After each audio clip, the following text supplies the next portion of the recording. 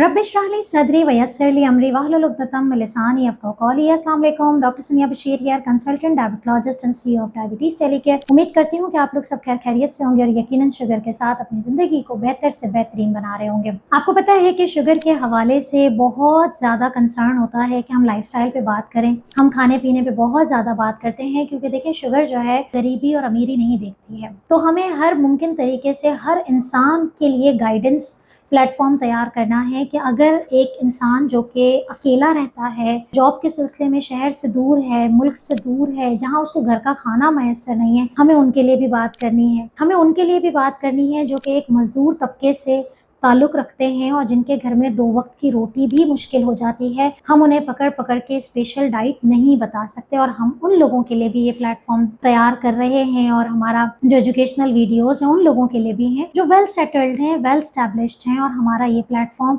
उन लोगों को भी गाइड कर रहा है जो वर्किंग क्राइटेरिया में हैं, ख़वातीन हैं, चीज़ों को मैनेज ऑन टाइम नहीं कर सकती।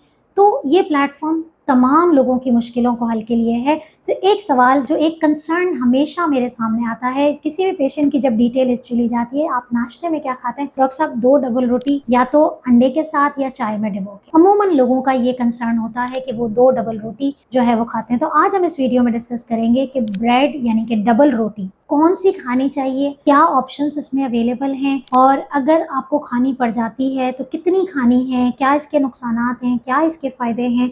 इस वीडियो को अंत तक ज़रूर देखिएगा। सबसे पहले तो एक बहुत मोटी मोटी बात हाईलाइट कर लीजिए कि जितना हो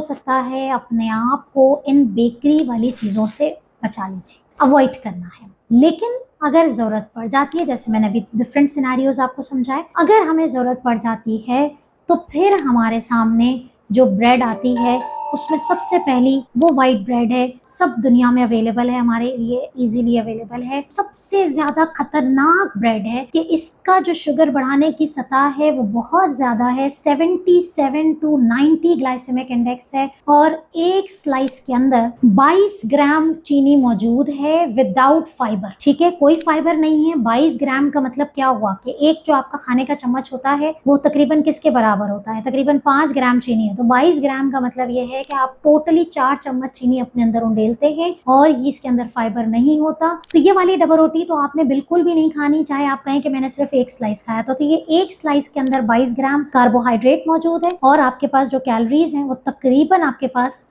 70 से 90 कैलोरीज एक ब्रेड के अंदर मौजूद है। ठीक है, कोई फाइबर नहीं है। जब हम दूसरी डबल रोटी देखते हैं तो अमूमन हमारे सामने डबल रोटी आती है, वो कौन सी है? ब्राउन ब्रेड आती है। ये बहुत बड़ा मिथ है कि ब्राउन ब्रेड शुगर के मरीजों के लिए अच्छी है। ये ब्रेड बिल्कुल भी अच्छी नहीं है, क्योंकि ये वाइट ही ब्रेड है जिसको कलर किया जाता है या चीनी को कैरामेलाइज करके ब्राउन ब्रेड बना दिया जाता है। उसका शुगर लेवल भी ज्यादा होता है। इस एक स्लाइस के अंदर भी तकरीबन 22 से 25 ग्राम कार्बोहाइड्रेट मिल जाता है, और चूंकि इसमें चीनी की क्वांटिटी थोड़ी ज्यादा डाली जाती है, उसको कैरामेलाइज किया जाता है, इसका भी तकरीबन कैलोरिक कंटेंट जो है वो 90 to 110 कैलोरीज होता है, और इसके अंदर भी कोई फाइबर नहीं है। तो अगर आप व्हाइट ब्रेड ले रहे हैं या ब्राउन ब्रेड ले रहे हैं तो ये दोनों ही नुकसानदेह है। तीसरी ब्रेड जो हमारे लिए बड़ी रेडीली अवेलेबल अगर तो मिल जाती है, जबकि पाकिस्तान में इसका कोई कॉन्सेप्ट एज सच नजर नहीं आता, और वो है मल्टीग्रेन ब्रेड।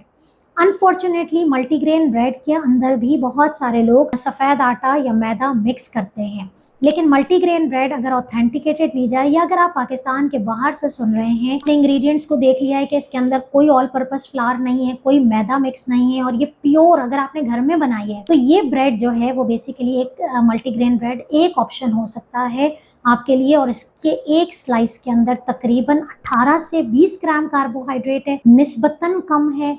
दूसरा, इसके अंदर तकरीबन 3 ग्राम फाइबर भी है, यानी कि 15 ग्राम आपको कार्बोहाइड्रेट मिलता है, 3 ग्राम आपके पास फाइबर है, दोनों मिला के तकरीबन 18 ग्राम कार्बोहाइड्रेट नेट बन जाता है। इसकी कैलोरीज भी अगर आप देखें तो एक स्लाइस के अंदर तकरीबन 95 to 120 कैलोरीज हैं। तो ये हो गया आपका मल्टीग्रेन ब्रेड। चौथी ब्रेड जो आजकल बड़ी ट्रेंड होती है वो है सार डो ब्रेड, यानी कि खमीर किया जाता है, आटे को बाकायदा फर्मेंटेशन की जाती है, उसको खमीर बनाया जाता है और फिर उसकी ब्रेड बनाई जाती है।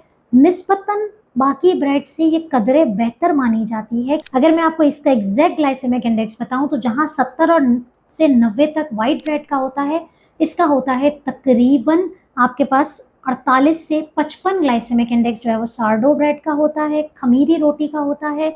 और ये वाला जो आटा है वो बेसिकली फर्मेंटेशन की वजह से इसके अंदर जो शुगर बढ़ाने की सतह है वो कम हो जाती है। एक स्लाइस के अंदर आपको इसमें भी 18 ग्राम कार्बोहाइड्रेट मिलता है, थोड़ा सा फाइबर का रेशो ज़्यादा होता है और इसके अंदर जो कैलोरीज हैं वो भी तकरीबन आपके पास 90 कैलोरीज बनती हैं। तो overall again bread is not a good choice. Fourth हमारे पास आ जाता है ओट ब्रेड। अक्सर आप मुख्तलिफ सबवेज पे, सब डेलीज पे इस तरह के सैंडविचेस लेने जाते हैं तो ओट ब्रेड मिलती है, यानी कि जई से तैयार करता ब्रेड। जई चूंकि आपको पता है शुगर के मरीजों के लिए अच्छी है और इसका ग्लाइसेमिक इंडेक्स भी कम होता है, इसके अंदर फाइबर का रेशो ज़्यादा होता है, तो ऐसी सूरत हाल में ये डबल रोटी कुछ अच्छा ऑप्शन देती है। और एक स्लाइस के अंदर आपको तकरीबन जो कार्बोहाइड्रेट मिलते हैं वो 14 से 18 है, जो कि निस्बतन बाकी डबल रोटियों के मुकाबले में कम है। इसके अंदर कैलोरीज तकरीबन 90 से 100 मिल रही होती है, लेकिन इसमें फाइबर का रेशो ज़्यादा होने की वजह से ग्लाइसेमिक इंडेक्स, शुगर बढ़ाने की सतह कम होती है। एक और ब्रेड जो पाकिस्तान में अब मुख्तलिफ ऑनलाइन मार्केटिंग टीम्स मुझे दिख रहा है कि यहाँ पर नज़र आ रही है, लेकिन और अच्छी कॉन्टिनेंटल बेकरीज में आपको मिलती भी होंगी, और अगर आप पाकिस्तान से बाहर हैं तो ये बड़ा कॉमन है, आलमंड ब्रेड। अगर आलमंड ब्रेड आपको मिलती है तो यकीन करें बादाम की वजह से ये जो डबल रोटी है इसके एक स्लाइस के अंदर तकरीबन 4 से 6 ग्राम कार्बोहाइड्रेट है और फाइबर भी ज़्यादा है। तो फाइबर ज़्यादा है, कॉम्प्लेक्स कार्बोहाइड्रेट है, ग्लाइसेमिक इंडेक्स कम है। इसके अंदर बेसिकली बादाम का आटा यूज़ होता है, बादाम का पाउडर से बेसिकली ये प्रिपेयर की जाती है, इसके अंदर कोई आटा इस्तेमाल नहीं होता। तो आलमंड ब्रेड अगर आपको ऑप्शन मिलता है और उसके अंदर शुगर बिल्कुल भी नहीं डली हुई है तो this is one of the good option जिसको आप घर में भी प्रिपेयर कर सकते हैं। तो बात ये हुई कि अगर तो आप बिल्कुल ही कोई ऑप्शन नहीं है, कोशिश करें कि बेकरी की चीज़ों को हटा दें, अपने घर में प्रिपेयर करें। और अगर आपके पास कोई ऑप्शन नहीं है, जैसे हमने white bread, brown bread, multigrain bread, sourdough bread, oat bread और फिर आलमंड ब्रेड की बात की है, यानी कि ये वो तमाम डबल रोटियां हैं जो कि आपके पास ऑप्शन मौजूद हैं। और अगर फॉर एग्जांपल किसी मजबूरी के तहत आपको सफ़ेद डबल रोटी खानी पड़ जाती है तो फिर आप अपने डॉक्टर से डिस्कस करके मेडिसिन एडजस्ट करवाइए, इंसुलिन को एडजस्ट करवाइए और अपने लाइफस्टाइल में वॉक को बहुत ज़्यादा शामिल रखें। तो ये तो थी सारी बातें डबल रोटियों के हवाले से।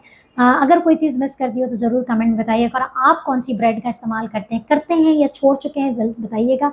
अपना बहुत ख्याल रखिएगा, दुआ में याद रखिएगा। अल्लाह हाफ़िज़।